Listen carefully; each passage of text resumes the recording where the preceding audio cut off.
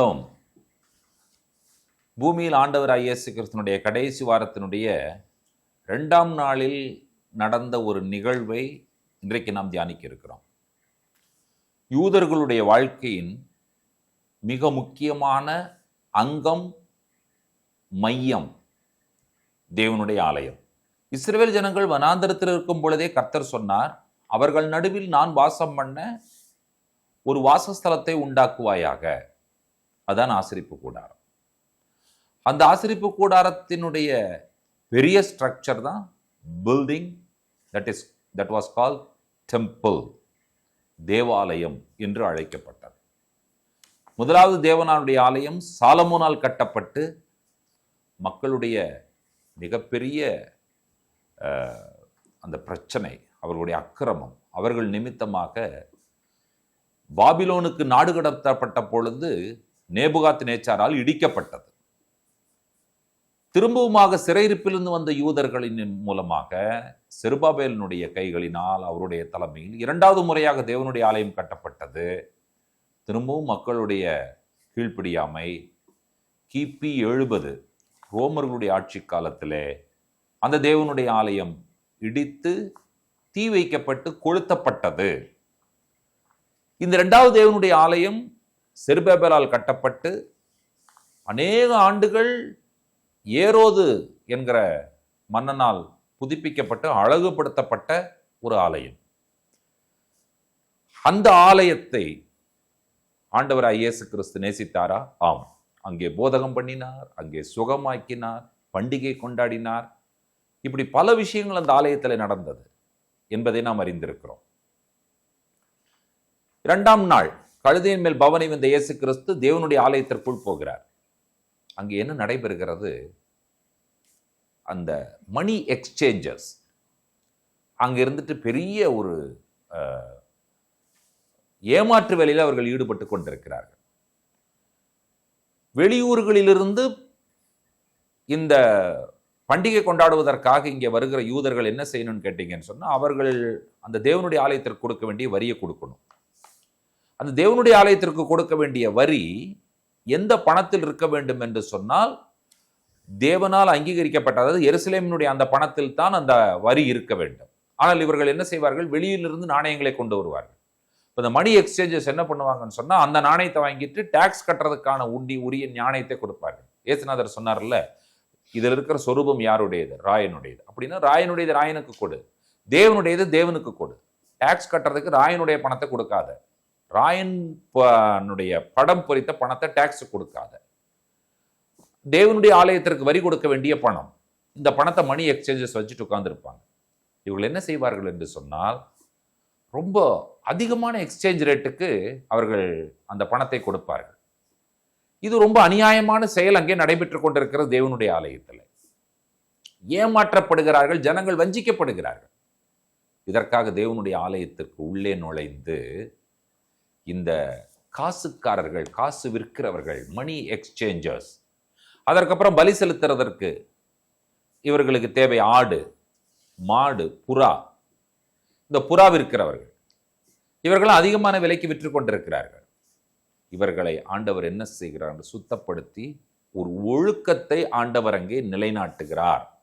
திங்கட்கிழமை நடந்த விஷயம் இதுதான். அதனால இந்த நாளுக்கு நாம் கொடுத்திருக்கும் பெயர் ஒழுக்கம் திங்கள், டிசிப்ளின் மண்டே. நாம் அனைவரும் அறிந்த பிரகாரம் நாமே தேவனுடைய ஆலயமாய் இருக்கிறோம். நமக்குள்ளாக சுபாவங்கள், வஞ்சித்தல், ஏமாற்றுதல், களவு செய்தல், பொய் சாட்சி சொல்லுதல், இவைகள் எல்லாம் இருக்கும் என்று சொன்னால், ஆண்டவர் நம்முடைய ஆலயத்திற்குள் வர அனுமதிப்போம் என்று சொன்னால் இவைகளெல்லாம் வெளியே விரட்டி விடுவார். யாரெல்லாம் வெளியே விரட்டுவார்? இந்த காசு எக்ஸ்சேஞ்ச் பண்ணி ஏமாற்றிட்டு உள்ள உட்கார்ந்துருக்கான்ல நமக்குள்ள ஒருத்தன், நம்முடைய சரீரமாகி தேவனுடைய ஆலயத்திற்குள்ளாக, தம்பி வெளியே போப்பா அப்படின்னு சொல்லி அவன் அனுப்புவார். இந்த புறா விற்கிறவன், உள்ள ஒருத்தன் உட்கார்ந்துட்டு இருக்கான், வஞ்சிக்கிறவன், ஒரு 50 ரூபாய் பெருமானம் உள்ள ஒரு புறான்னு சொன்னா அது 500 ரூபாய்க்கு விற்கிறது. மக்களை வஞ்சிக்கிற ஒரு வஞ்சனையாளன் உள்ள உட்கார்ந்துருக்காங்கல்ல, அவனையும் ஆண்டவர் என்ன பண்ணுவார்? தம்பி கொஞ்சம் எந்திரி, இது என்னுடைய ஆலயம், நான் வாசம் பண்ணும் ஆலயம், ஆகினால் இதிலிருந்து நீ வெளியே போ என்று சொல்லி வெளியே அனுப்புவார். பவுல் சொல்லுகிற விஷயத்தை நாம் வாசிக்க கேட்கலாம். 1 கொரிந்தியர் 3ஆம் அதிகாரம் 16, 17 வசனங்கள். நீங்கள் தேவனுடைய ஆலயமாய் இருக்கிறீர்கள் என்றும் தேவனுடைய ஆவி உங்களில் வாசமாய் இருக்கிறார் என்றும் அறியாதிருக்கிறீர்களா? ஒருவன் தேவனுடைய ஆலயத்தை கெடுத்தால் அவனை தேவன் கெடுப்பார். தேவனுடைய ஆலயம் பரிசுத்தமாய் இருக்கிறது, நீங்களே அந்த ஆலயம். தேவனுடைய ஆலயத்தை நாம் கெடுக்கக்கூடாது. அப்படி கெடுத்தால் தேவன் நம்மை கெடுப்பார். தேவனுடைய ஆவி நம்மில் வாசமாய் இருக்கிறது. பிரியமான தேவனுடைய பிள்ளைகளே, பவுல் கடைசியாக சொல்லுகிற வார்த்தைகள் அற்புதமான, ஆணித்தரமான, சந்தோஷமான வார்த்தைகள். நீங்களே அந்த ஆலயம். நாம் ஒவ்வொருவரும் நடமாடும் தேவனுடைய ஆலயமாய் இருக்கிறோம் என்பதை நாம் அறிந்திருப்போம் என்று சொன்னால், ஆண்டவராய் இயேசு கிறிஸ்துவே, நீர் என்னுடைய ஆலயத்திற்குள்ளாக, என்னுடைய சரீரத்திற்குள்ளாக, என்னுடைய இருதயத்திற்குள்ளாக நீங்கள் வாருங்கள் என்று சொல்லி இந்த நாளிலே ஆண்டவராய் இயேசு கிறிஸ்துவுக்கு ஒரு உண்மையான இன்விடேஷன், உண்மையான அழைப்பை நீங்கள் அவரிடத்துல கொடுப்பீர்கள் என்று சொன்னால் அவர் வருவார். அவர் வந்தால் எல்லாவற்றையும் ஒழுங்குபடுத்துவார், வெளியேற்றுவார்.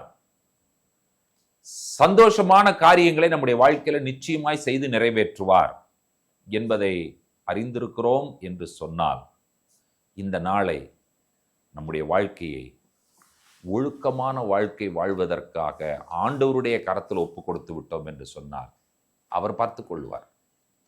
வெளியே அனுப்ப வேண்டியவனை வெளியே அனுப்பி, ஒழுங்குபடுத்த வேண்டியவைகளை ஒழுங்குபடுத்தி, சீர்படுத்த வேண்டியவைகளை சீர்படுத்தி, நிலைநிறுத்த வேண்டியவைகளை நிலைநிறுத்துகிற நம்முடைய ஆண்டவராய் இயேசு கிறிஸ்து இன்றைக்கு உங்களுடைய வாழ்க்கையிலும் என்னுடைய வாழ்க்கையிலும் நடமாடுகிற தேவாலயங்களாகிய நம்முடைய வாழ்க்கையில வந்து நம்மை ஒழுங்குபடுத்துகிற அந்த பணியை செய்வதற்கு அவர் ஆயத்தமாய் இருக்கிறார் என்று சொல்லி நாம் ஒத்துக்கொள்வோம் என்று சொன்னால், பூமியில் ஆண்டவராய் இயேசு கிறிஸ்துனுடைய கடைசி வாரத்தினுடைய 2வது நாள் டிசிப்ளின் மண்டே.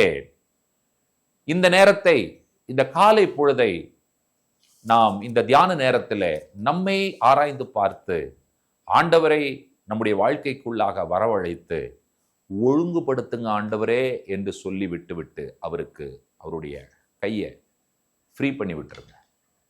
அவர் பார்த்து கொள்வார். நம்முடைய வாழ்க்கை ஒழுக்கமான வாழ்க்கையாய் இருப்பதற்காகவே இந்த பூமியில் ஆண்டவராய் இயேசு கிறிஸ்து வந்தார், அவதரித்தார். அவருக்கு நம்முடைய வாழ்க்கையை ஒப்பு கொடுப்போம். கர்த்தர் நம்மை நிறைவாய் ஆசீர்வதிப்பாராக. ஜெபிப்போம்.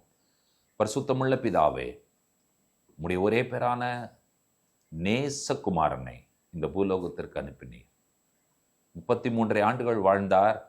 இந்த கடைசி வாரத்தில் 2வது நாளிலே அவர் செய்த செயலுக்காய் நாங்கள் நன்றி சொல்லுகிறோம். எங்களுடைய வாழ்க்கைக்குள்ளாக, எங்களுடைய இருதயத்திற்குள்ளாக உம்முடைய குமாரனை அழைக்கிறோம். இயேசுவே, நீர் வாரும். எங்களுடைய வாழ்க்கையில் ஒழுக்கமில்லாத காரியங்களை ஒழுங்குபடுத்த வாங்க ஆண்டவரே, நிலைநிறுத்த வாங்க, சீர்படுத்த வாங்க, திடப்படுத்த வாங்க ஆண்டவரே. உம்மை அழைக்கிறோம். நீர் வந்தால் எல்லாம் சரியாகிவிடும். அதற்காக நாங்கள் நன்றி சொல்லுகிறோம். எங்களை நடமாடும் தேவாலயங்களாக, தேவனை ஆராதிக்கிற தேவனுடைய ஆலயங்களாக நீர் மாற்றுவதற்கு எங்களை அர்ப்பணிக்கிறோம். உம்முடைய கரத்தில் ஒப்பு கொடுக்கிறோம். இயேசு கிறிஸ்துவின் நாமத்தில் பிதாவே, ஆமேன். நம்முடைய கர்த்தராகிய இயேசு கிறிஸ்துவின் கிருபையும் பிதாவாகிய தேவனுடைய அன்பும் பரிசுத்த தேவாவியானவருடைய அந்யோன்ய ஐக்கியமும் சிநேகமும் நம்ம அனைவரோடும் கூட கர்த்தருடைய வருகை பெறுகின்றோம் நீடித்து நிலைத்திருப்பதாக. ஆமேன், ஆமேன், ஆமேன். ஷலோம். God bless you.